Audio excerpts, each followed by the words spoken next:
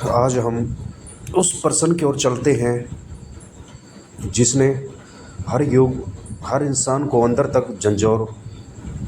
झंझोरा है। आखिर हमारा जन्म क्यों होता है? हम इस धरती पर क्यों आते हैं? और क्या यह जीवन ही सब कुछ है या इसके आगे भी कुछ यात्रा चलती है? जब हम अपने चारों ओर देखते हैं तो जीवन की अद्भुत विविधता नज़र आती है। कोई सुखी है, कोई दुखी है, कोई अमीर, कोई गरीब, कोई ज्ञानी, कोई अज्ञानी।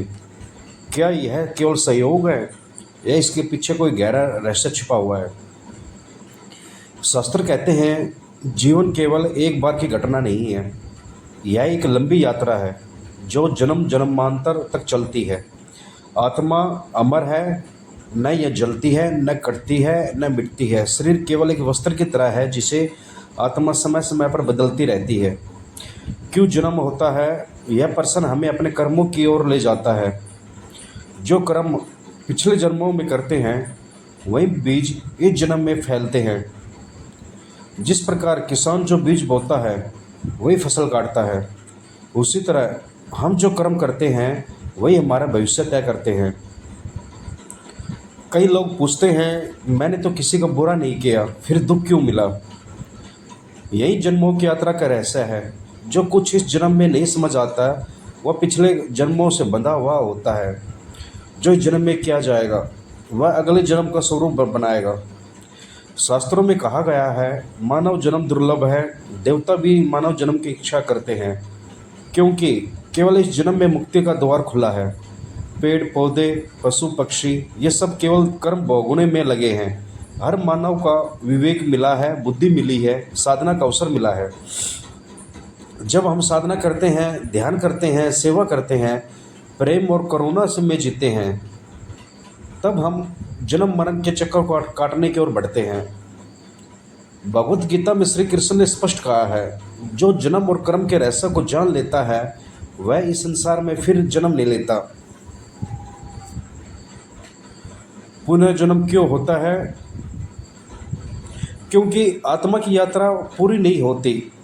जैसे छात्र जब परीक्षा में असफल होता है तो उसे अगली बार फिर से वही कक्षा दोहरानी पड़ती है, वैसे ही जब तक आत्मा अपनी यात्रा पूरी नहीं करती, यानी जब तक वह मोक्ष, निर्वाण या परम शांति को प्राप्त नहीं करती, तब तक वह जन्म लेती रहती है।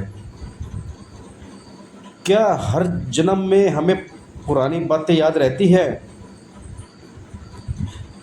नहीं, यह भी एक रहस्य है। प्रकृति बड़ी दयालु है। अगर हमें हर जन्म की स्मृति रहती तो हम शायद पागल हो जाते। कल्पना कीजिए अगर आपको याद रहे कि आपने सैकड़ों जन्मों में क्या क्या किया, किसे खोया, किसे प्रेम किया, किसके साथ युद्ध किया, तब आप इस जन्म में सहज कैसे रह पाते? यही कारण है कि स्मृति का पर्दा डाल दिया जाता है ताकि आत्मा हर जन्म को नए अवसर के रूप में देख सके, न कि बोझ के रूप में। अब प्रश्न उठता है क्या हम इस चक्कर से मुक्त हो सकते हैं? उत्तर होता है हाँ, साधना, सेवा, सच्चाई से।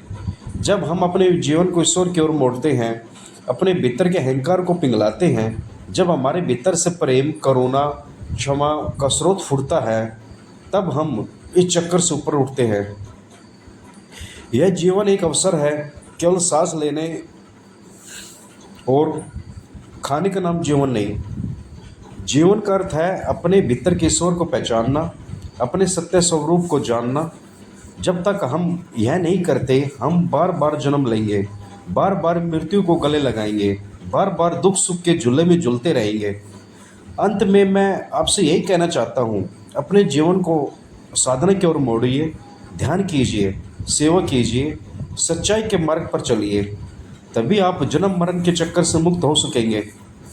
और यही है इस जन्म का सबसे बड़ा रहस्य, सबसे बड़ा उद्देश्य।